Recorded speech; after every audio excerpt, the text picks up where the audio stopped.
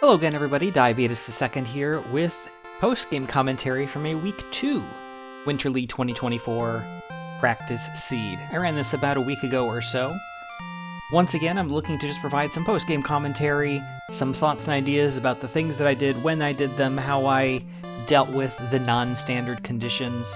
Everything with a grain of salt, of course. This is simply my interpretation and my strategies based on my risk tolerances and everything else as a player, but just to give a little bit of extra insight from an experienced player dealing with non-standard flags. So week 2, this is Chaos Lite, so a lot more randomness to take factor and take note of. We'll talk about all the different things as they come up throughout the run. We do have the auto tracker down on the bottom left. I did not have visual access to this while I was running the seed for fairness sake, but I do think it is nice to have on screen for demonstration purposes, for commentary and viewing.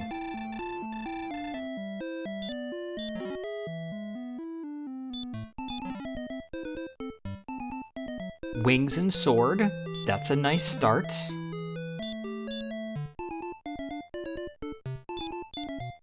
Heal more and hurt more, also good. Wings would be a little bit more important if we didn't have unlocked doors. That was tri-state in this flag set. Because we got gold in the back chest, we knew that that wasn't going to be a consideration, so the wings didn't actually help. Let's see if we've got anything worthwhile. We did our pirouette into the throne room to get the chest count to 6 to make the 3rd and 4th chests here in the treasury grindable.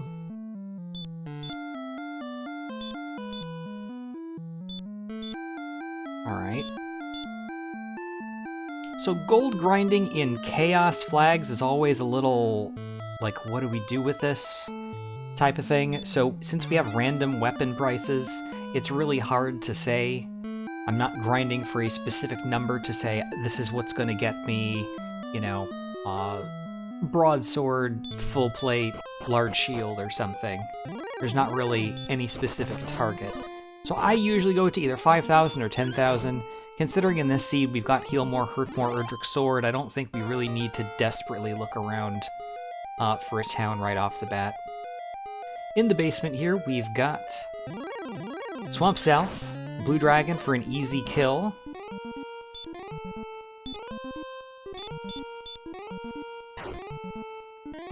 Wraith Knight, not really able to be physically damaged, but goes down to the single Hurt More we've got in our pocket. And level 5 gives us a bunch of agility, so not much in the way of strength.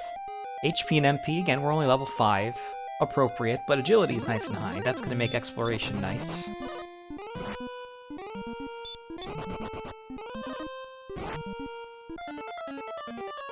So as you've probably noticed, random monster stats as well as XP and gold rewards means that taking notes and really factoring in what exactly you're seeing from these enemies is something else to cope with and to consider throughout the seed. For someone like me, I don't do the best with just remembering a lot of this, so I have a tendency to take notes. Usually I'll have something like a full monster list where I can just, you know, cross them out if they're terrible, either because they're dangerous or because they don't give good rewards, or something else. Maybe I can note that they have good hurt more resistance, or they go down to 1 swing, or they punch for 90, or something like that. But that is going to be important to take note of. Of course, we always talked about the random prices. I have a tendency to take notes on that as well. Normally, I keep note of where we see specific weapons, armor, etc. in various shops. Here, I'll also give, like, a quick, vague estimate of the price. If it's something is for, like, 3,800 gold, I'll probably just write 4K. That way I know that I'll have enough for it. Force of Habit. Hurtmoring the Axe Knight there. Picking up another level. I haven't learned any spells outside of level 1 until now. We pick up Sleep. Nice crit.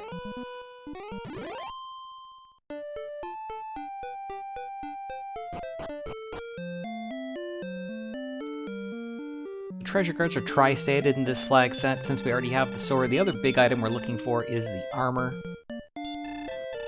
Although magic armor for pretty cheap is nice as well.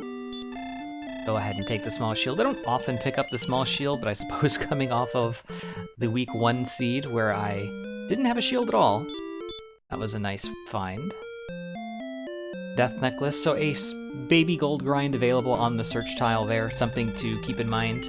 Probably more so in the random price seeds, because you're not really going to be gold grinding for a silver shield under most circumstances for 100 apiece. But in some of those cases where you just need a couple hundred gold or maybe even 1,000 to get the better equipment, it can be worthwhile to do so.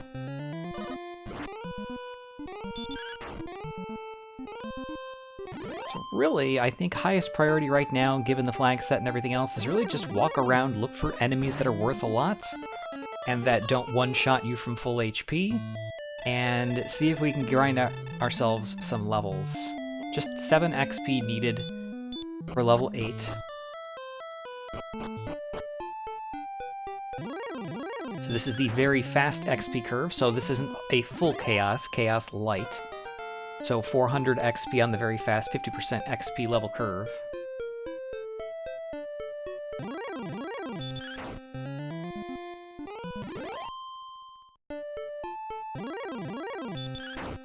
Enemies also have vanilla abilities despite having randomized stats and rewards, so certain enemies that we know in vanilla have bad abilities, whether that's combinations of things like sleep for the red dragon, sleep as well on the axe knight, heal more, hurt more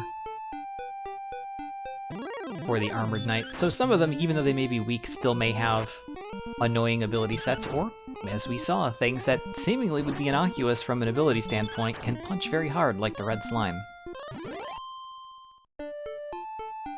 Spectre acting as the gold man, 6 XP and a boatload of gold. Not something we're going to want to fight moving forward.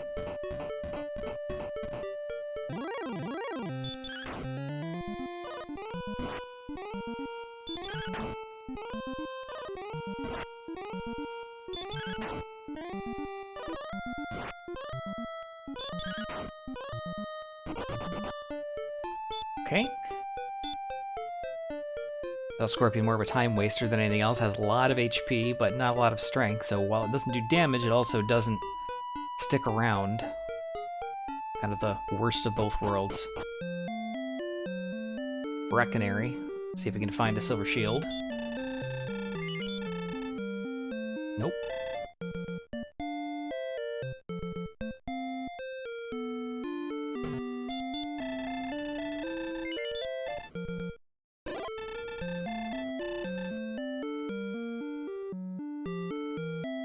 Already covered most of the flags in this one, and the random prices have not benefited us to tremendous degrees thus far. Obviously the magic armor was a nice pickup.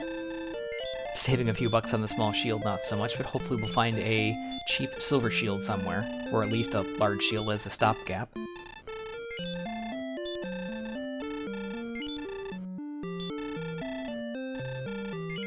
Random monsters are doing their thing. We'll just look to find 1 or 2 good ones. Still, if it's not as likely, but if there is a good enemy or 2 on a spike tile, that could be a viable grind, but in this flag set, because the most difficult enemies that the game put together will be on those, a combination of that with random rewards means more often than not they're difficult to kill, and even if they're not that difficult to kill, they're not usually worth a ton. On the rare occasion that the 2 come together, though, it's pretty good. So we will keep that in mind. Metal Slimes, though, 285 experience points. Worth keeping this location and that enemy in mind as we find the Staff of Rain Turn-In Cave. Immediately, I want to find more metal enemies. Unfortunately, the Metal Scorpion is not what I wanted to see. Maybe a Hurt More will take it out instead. It does not. And they're only worth 12 experience.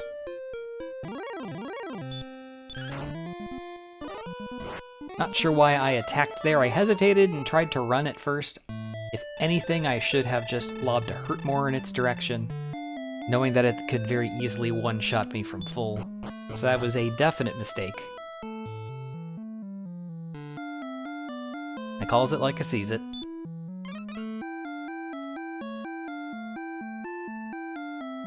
Another week of small map, so it won't be teeny tiny with everything right on top of each other, but and smaller than we're used to seeing in Standard. So theoretically, exploration shouldn't be too difficult. Everything should be not tremendously far apart.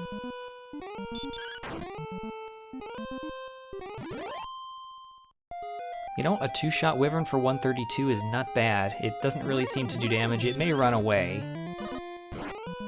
How about the Spike Tile Wraith?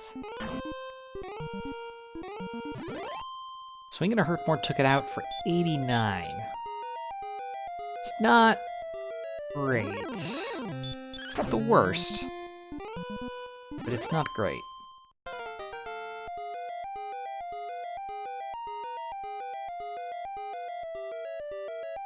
Big strength gains there at level 10.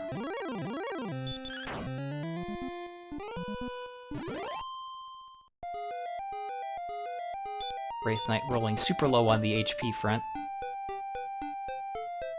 And to the second continent we come, and only one way to go.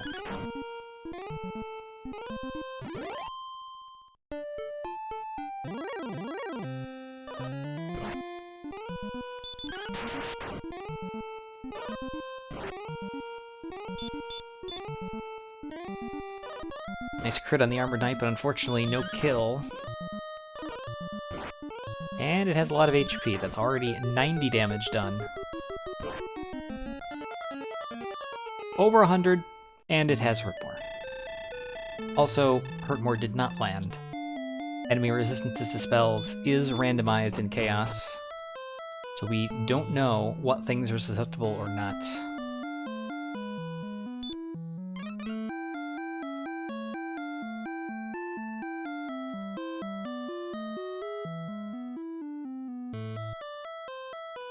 Gotta go right back at it, it seems.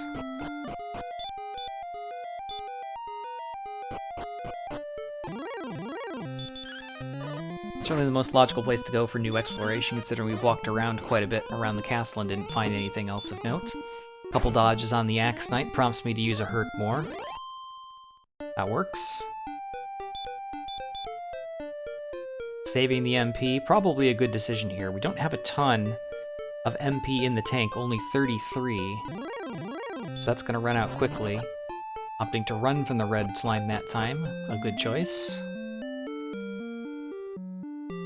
Then we find ourselves in the town of Cole.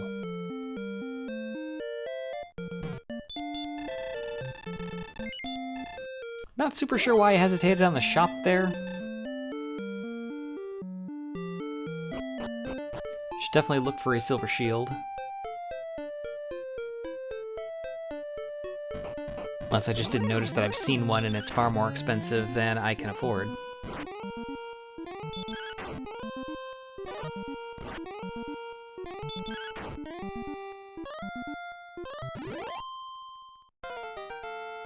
Hey, Metal Slime.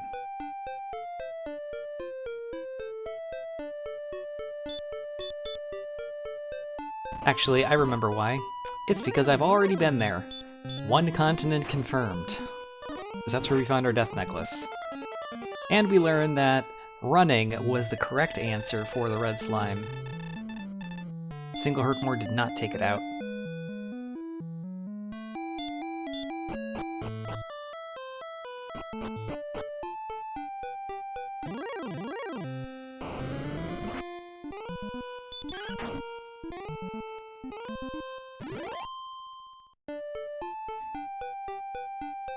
That's the other thing to factor into these quite fast flag sets. It can be very disconcerting. A lot of times in Standard, you're expecting a seed to go somewhere between an hour, well, 1 to 2 hours, let's say, about an hour and a half on average.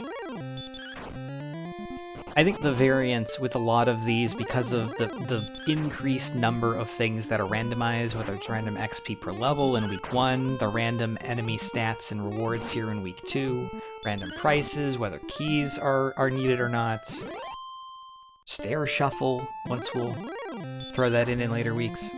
the variance is a lot more. Some of them will be very straightforward, very easy. Seemingly on its face, this one would be quite easy with Erdrick Sword and Hurt More, Heal More to start. But we certainly still got some work to do, but with a lot of things happening at once, lots of checks, it's very easy, particularly for someone like myself, to get overwhelmed or to forget things, to not note everything or cross everything off the checklist that you may typically do if you do take notes. So being careful and deliberate and trying to focus in on those things can be very helpful.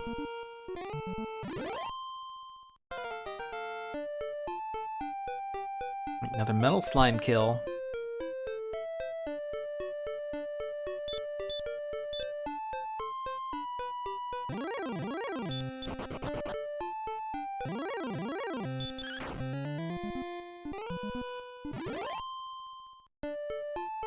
A one-shot Rogue Scorpion for 111 is also really good. So this is looking like a pretty solid grind zone. Now is as good a time as any to grind. The only upgrade we're really looking for is the armor. Yes, we've got some quest-related things to gather, but we don't need those this second.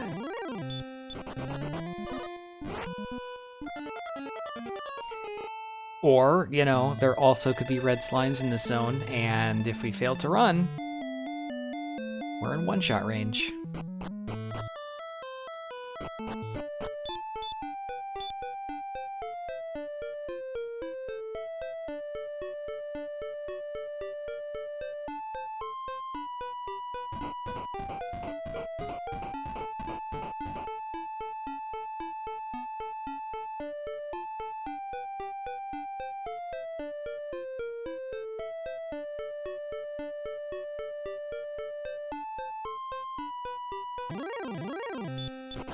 Coming right back to it seems like a reasonable thing to do, though.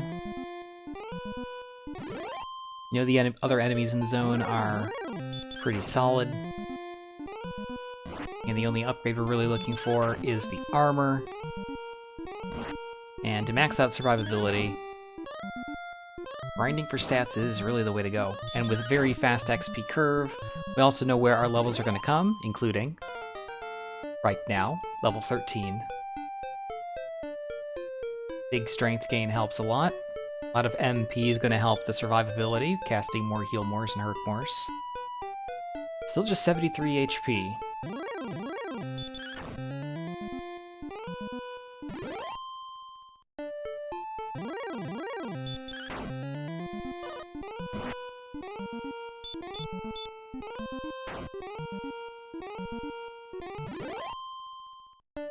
Realizing that metal slimes really should be hurt more. They're taking more than one swing. We're taking a decent bit of damage against them. Kind of fighting against the natural instincts we have from Standard, where we have the resistance is just so ingrained. Certain things you never hurt more, certain things you never put to sleep or try to put to sleep or stop spell. And then situations like this.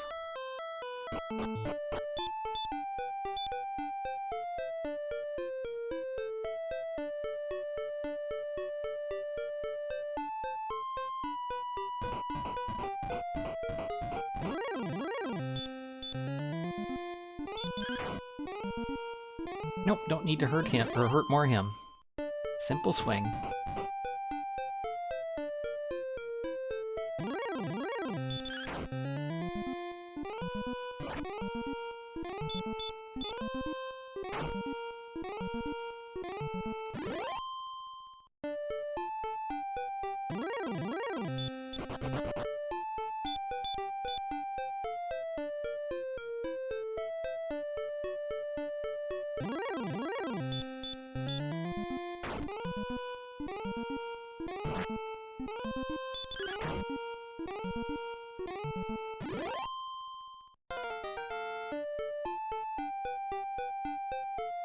Okay, another level added on, 4 more attack power, just 2 HP, a very unimpressive level. I think the grind shall continue.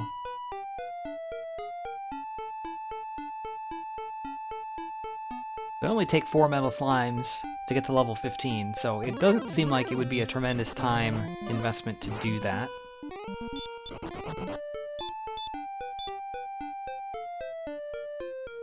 Always the question that I'm asking myself, probably more so in non-standard because the conditions have kind of forced me to think outside of my normal thought processes more, is what could I be doing differently that would be better or more efficient than I'm currently doing? I still think about that in standard, but probably more so or more deliberately here, because I have to think.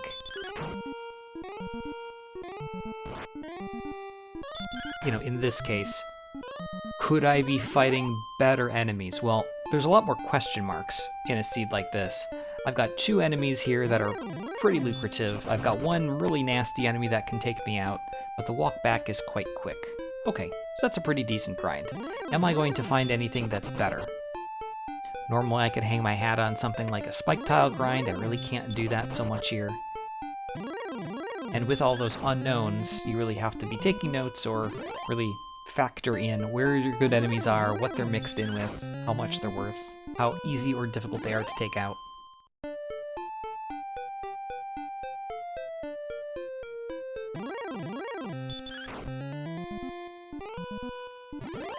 Could be thinking about equipment upgrades. In this case, I've already got the sword and the magic armor, so the only upgrade is Erdrick's armor. And in this situation, will Erdrick's armor make this specifically an easier or more efficient grind, or a different grind easier or better? I don't think it really does, so chasing it now doesn't seem to make a ton of sense. There's the HP finally.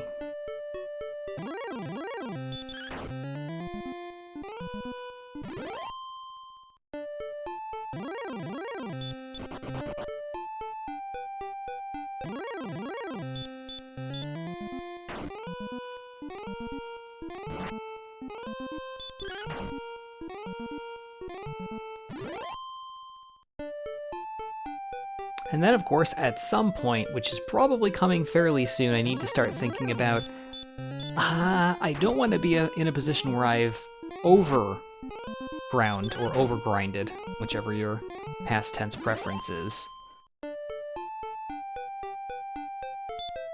But since we are dealing with non-standard and chaos enemies, that means we're going to have a chaos Dragonlord fight. So Dragonlord 1 could be a complete pushover, or can be the real final boss. Dragonlord 2 might have as little as 100 HP, or as much as 230.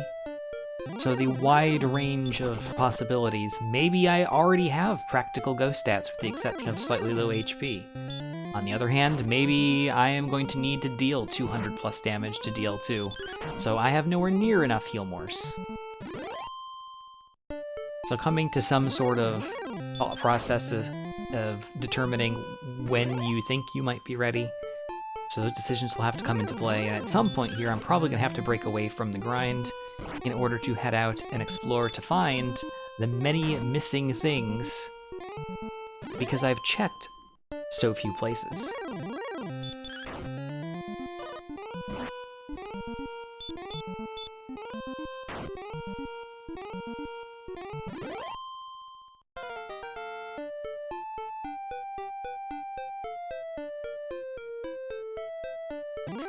Wow, another very uninspired level 16.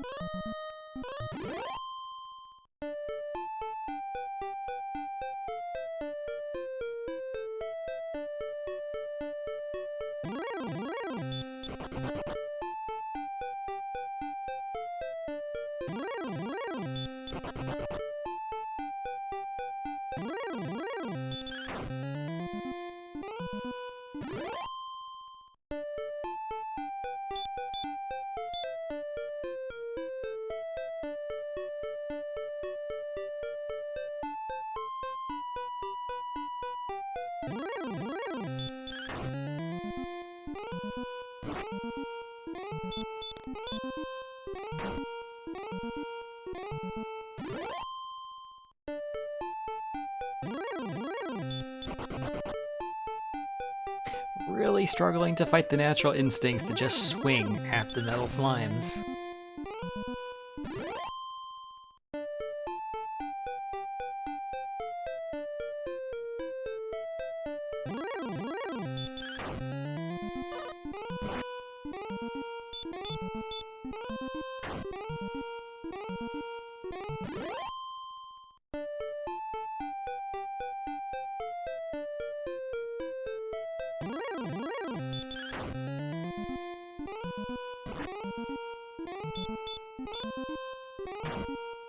Alrighty, levels are coming fast and furious. About level 17. Jeez. Oh, the stats are so bad. Again, pretty good strength and agility, but the HP, even the MP, not super impressive. Certainly enough, but the HP in particular, definitely the lagging stat in this seed thus far. Stop off in Brecconary to top up, and perhaps head off to explore.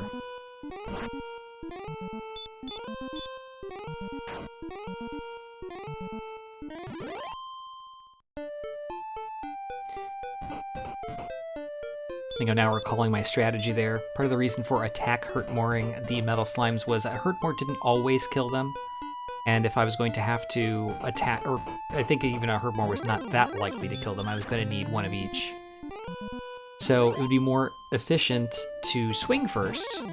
Even if I have a small chance to single shot with a hurt-more, I also have a small chance to single shot with a crit. So, swing first. Same thing would go for if an enemy were to, say, have, like, heal or heal more or something, but were not likely or not possible to get a one-shot with hurt more. Makes sense to swing first, then cast the spell. Right, the exploration is on. Still, lots of damaging tiles. No armor yet. Still finding good enemies during the exploration phase, always good.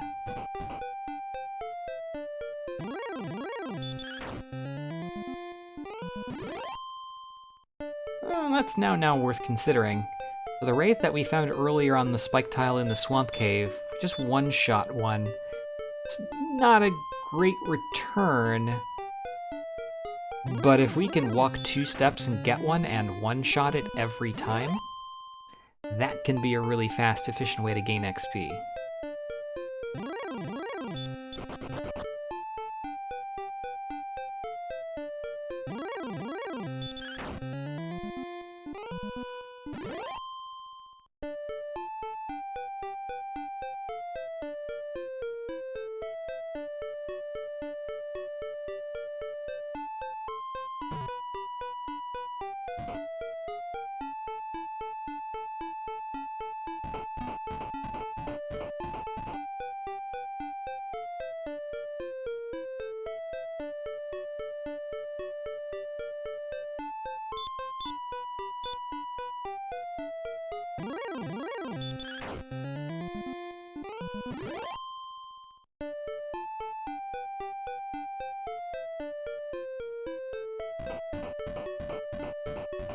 Alright, the exploration continues, looking for the towns, looking for the caves.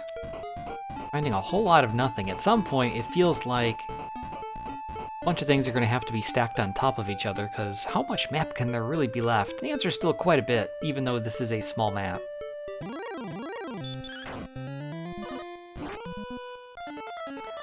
Welp, chalk one up to carelessness in terms of keeping HP appropriately high. So that is a really unfortunate death, quite far away from home. We'll see if that comes back to bite me later on. Time to go exploring once again.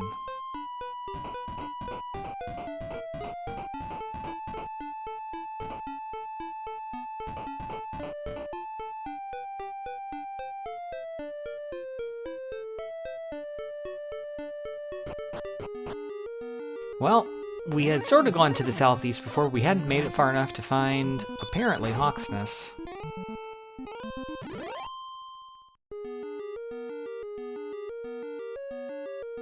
Axe Knight, a decent 90 XP reward there.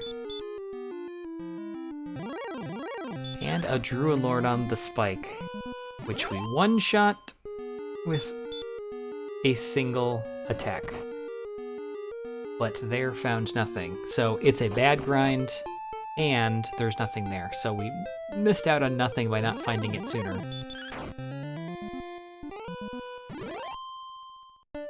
Probably didn't pay much attention to how much it was worth, which is why I attacked that one again. Hopefully we'll avoid those moving forward.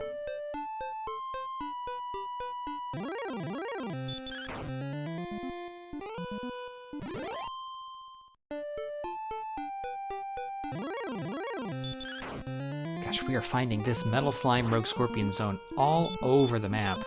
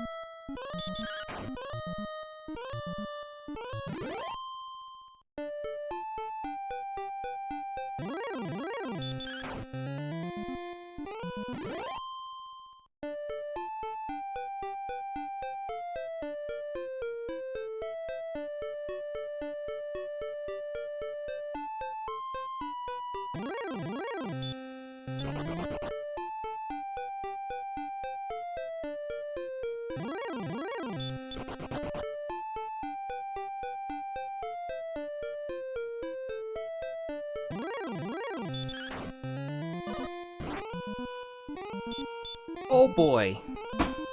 Drakey. Coming in hot. Do we run? Do we hurt more? We hurt more. 120, also pretty good. Not something I'd want to fight consistently, though. Not liking how much exploration I'm doing here and not finding much. Until we find the Rainbow Drop Turn-In and Garenham. So, the shop. Couple of chests, cave in the back. No shields at all.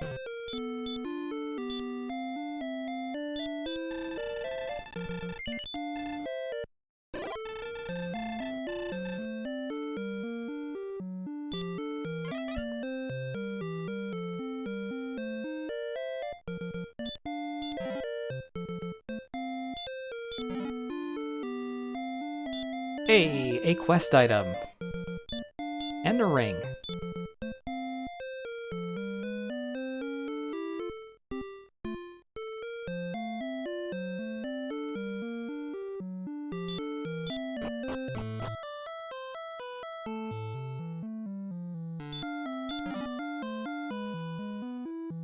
Okay, Stone's Cave in the back. Freebie chest has some cash, so no real help there.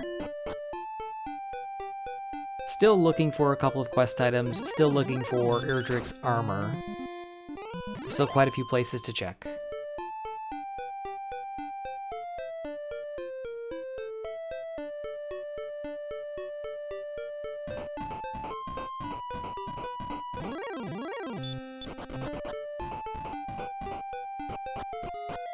Bridge to the east, cave to the south is Tablet.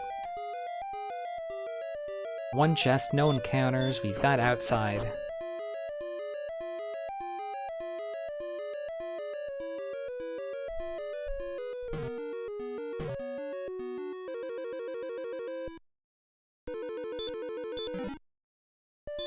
Cash money. Not helpful.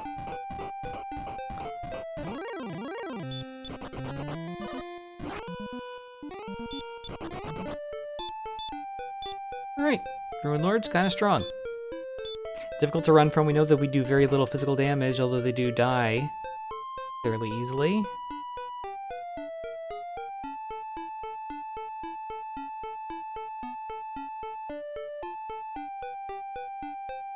Okay, there's Sharlock.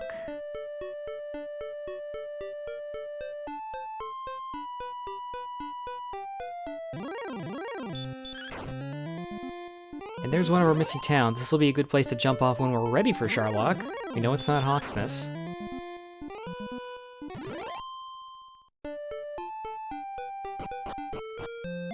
And it is the town of Cantlin. Yep, definitely should check the shop. Again, looking for an upgrade to the old shield. There's the silver shield. Oh, not enough cash.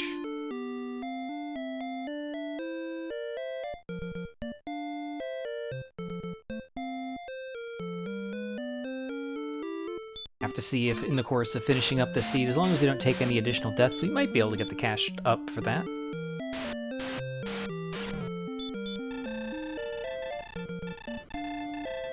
$51 south, 39 east.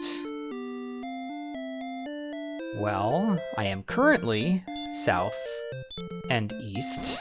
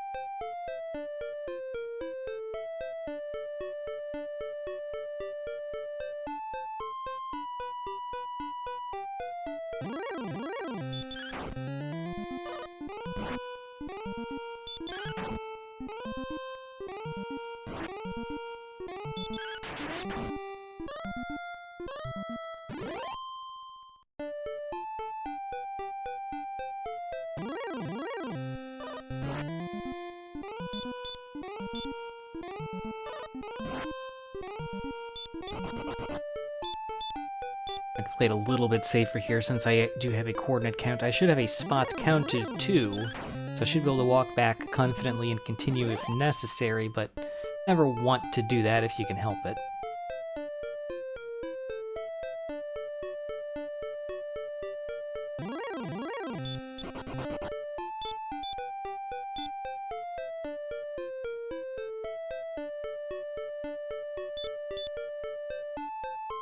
And there is the armor.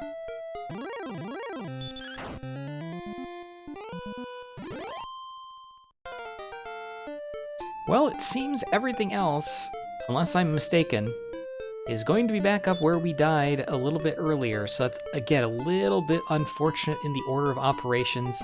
So it would have been really, really nice to find Sharlock and Catelyn at the very end, get those coordinates from Catelyn. It walks us most of the way back to the area, where we would be just like, okay, we've got our rainbow drop, we're ready to go, we'll go right in.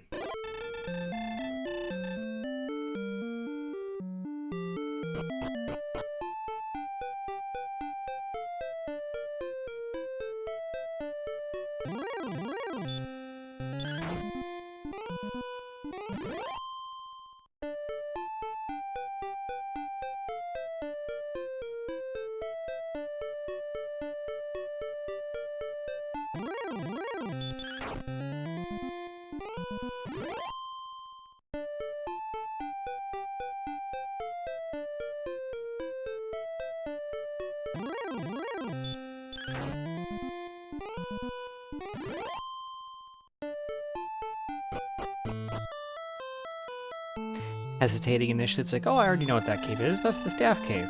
Wait. That's a thing I have.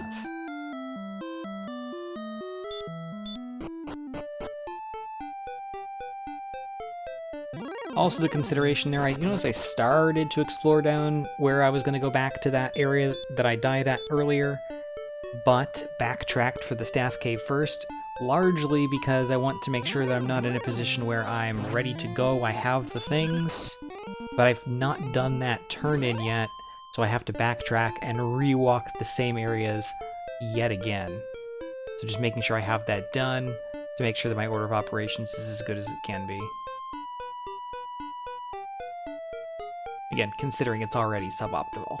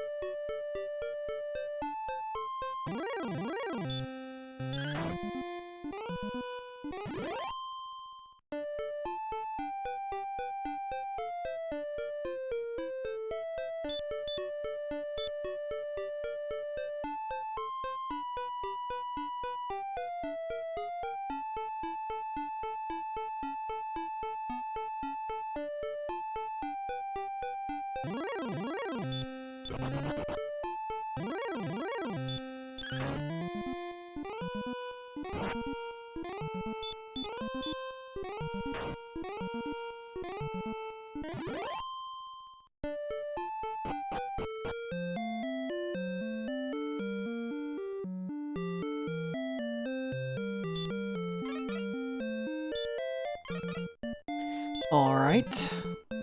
Town of Remolder with the torch.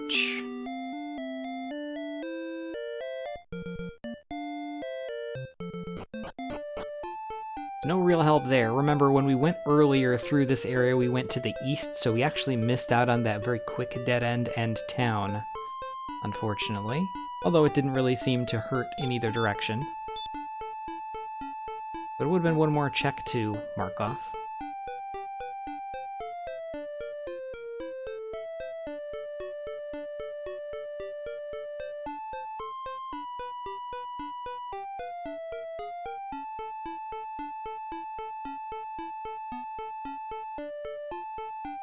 Admittedly, it is nice exploring this area of a lot of swamp with the armor.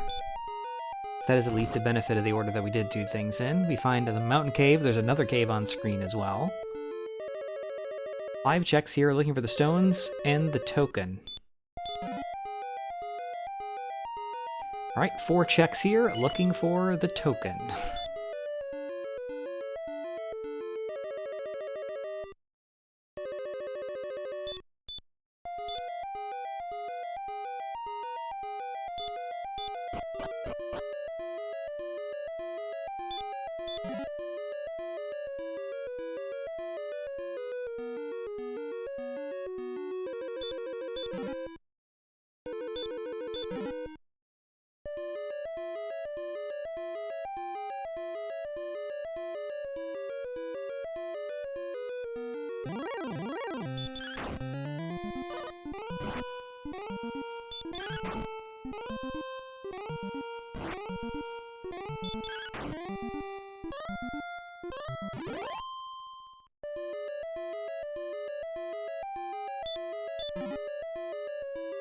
Last chance for token in the mountain cave. It does not come true.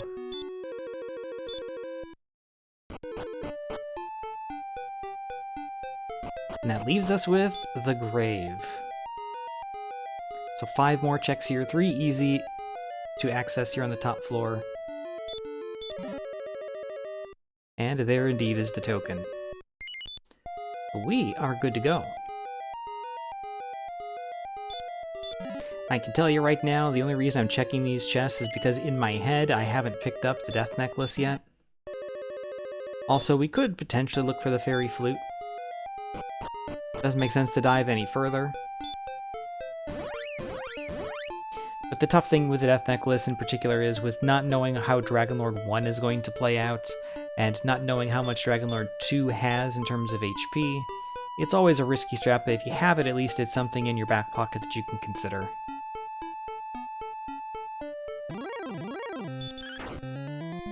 Now the question is, when are we ready to go? Probably would have been a worthwhile thing to really crunch the numbers right now and start to figure that out. So taking a look at what we've got right now, 136 attack power, 9 to 18 damage, 13.5 on average. With 116 MP. So 14 heal mores. If you figure that you're gonna do... Again, let's assume that Charlock is fine.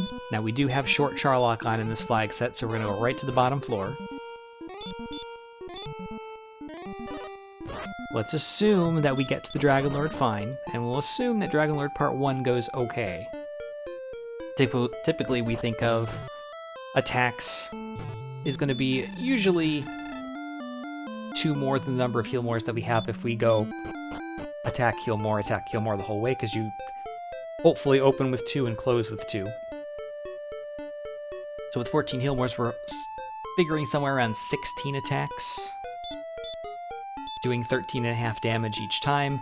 We've got pretty good ranges, even on a high-rolling HP Dragonlord. The The question mark really comes into play as to what does DL1 have in store for us. Is it going to be a terrible impossibility? Is it going to be a freebie?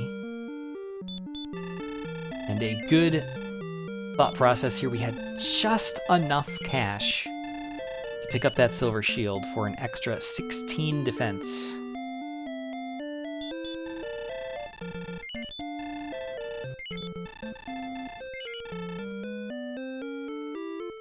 Go ahead and pick up the Fairy Waters. Although with short Charlock, it really shouldn't matter.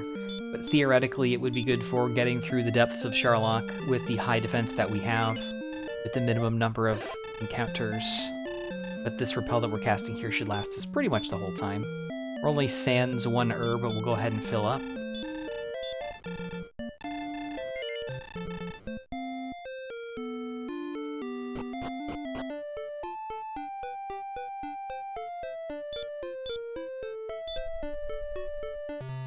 And menuing down twice, as I want to do, used to having keys in the inventory.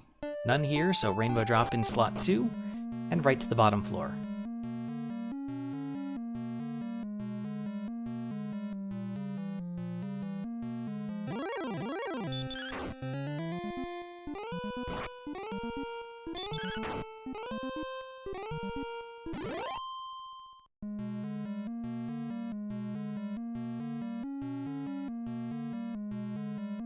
Possibility of picking up 13,000 experience points for level 20 on the walkthrough here, but didn't get really any encounters. Given our numbers look pretty good, it's not a requirement that we pick up level 20, but the Drakeys here are basically free one-shots for 120. It'll only take 4 more of them to pick up level 20, so it seems like I'm just going to go ahead and do it. Of course, I say that, and then I don't get the kill on the last one and take a big swing. See what level 20 has for us. Did it pay off? No attack power, no hit points, and 8 MP that don't get refilled. So no. The answer is no. Was not helpful.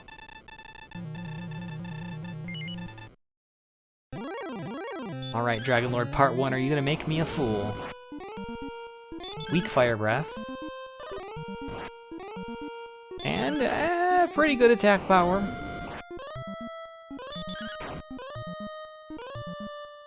But not a huge pile of HP, so we're through. And barring anything particularly nasty, we should be good here. And there is the possibility that Dragon Lord Part 2 has Sleep or Heal. Go ahead and do the preemptive stop spell. It works on the first try, so even if the Dragon Lord has a spell, we're actually now far ahead of that. It would be good if he can cast, because that would just be wasted turns.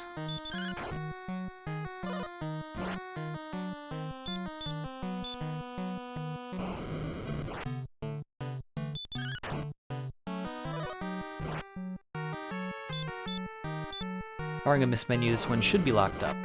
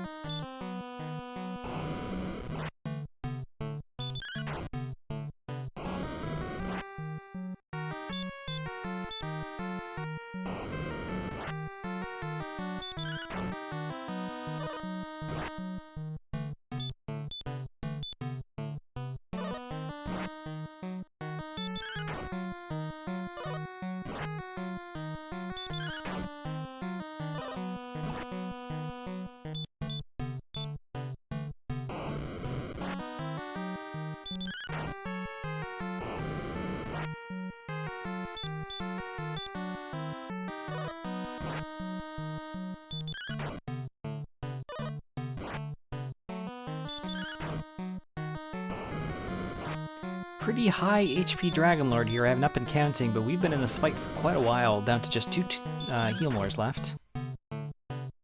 But there is the final killing blow against the Dragon Lord. We're going to finish this one at level 20, and in under 50 minutes. Not bad.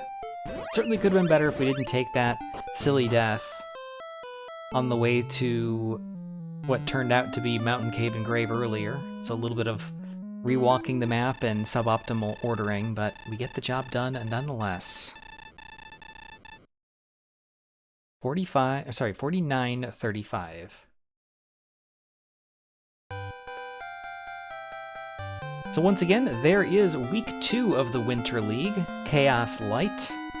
Interesting flag set, gives you some of the inclinations of the randomness that Chaos introduces, the random stats, XP and gold rewards from monsters, the random weapon prices as well. But the fact that we have some, you know, stable things to hang our hats on, the very fast XP curve, the vanilla monster abilities, short Charlock. Hopefully we're just going to keep this one at a relative minimum. Again, the Dragon Lord can be something to take note of and try to have a strategy for what your go parameters are. It's also not unreasonable to just go and check in on the Dragon Lord Part 1 to see what it's going to be like. If it turns out that he's very easy, maybe you'll be able to go at an earlier level. Anyway, so that is week 2. Those are my thoughts on it. Again, just giving a perspective of a more experienced runner. Again, not all of my decisions were good, and not all of my play was optimal, and not all of my strategies are going to be the best for any particular flag set. I think that overall they suit my playstyle well, grind heavy first, safety later, and it worked out reasonably well for me. So that's going to wrap it up.